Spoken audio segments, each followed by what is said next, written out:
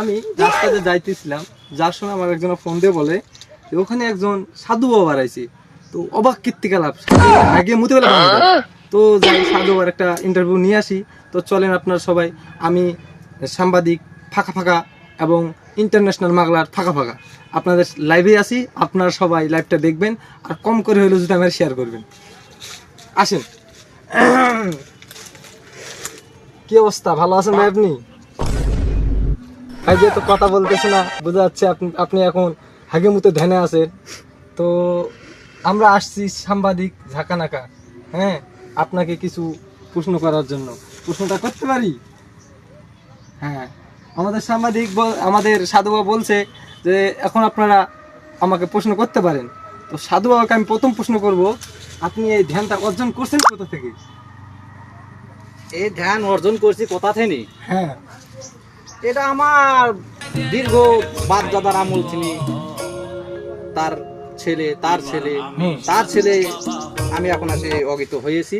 হ্যাঁ, এটা দিয়ে ভালো ভালো বেটি চুল, হ্যাঁ, ভালো ভালো বেটা চুল, ভালো ভালো নারী পটানো যায়, হ্যাঁ, হ্যাঁ, বুঝছেন? হ্যাঁ, আর এই যে মাথার মুকুট দেখছেন, হ্যাঁ, এটা হলো কয় ধ্যান।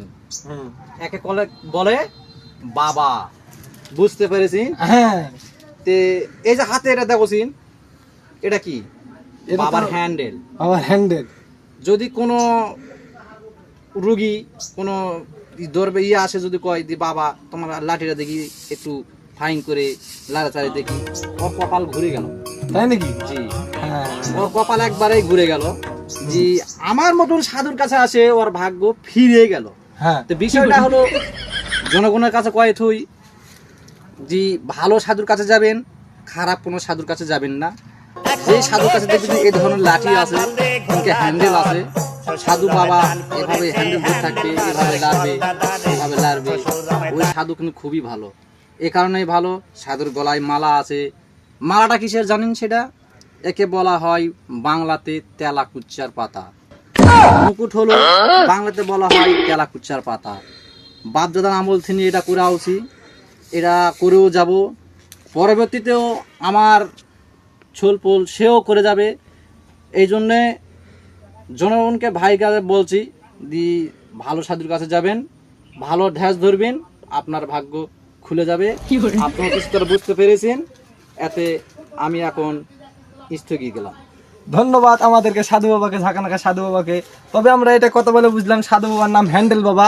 তো সবাই আমাদের এই লাইভটি শেয়ার করে দিবেন আর আমাদের সাধু বাবার জন্য দোয়া করবেন। সাধু বাবা জানে তিনবার বিয়ে করতে পায়। ও না না না, থকি সাধু বাবা জানে আরো জ্ঞান অর্জন করতে পায়। তাই আমরা এখান থেকে বিদায় নিলাম, আর আমাদের পেজটি সবাই ফলো করে দিবেন। ধন্যবাদ।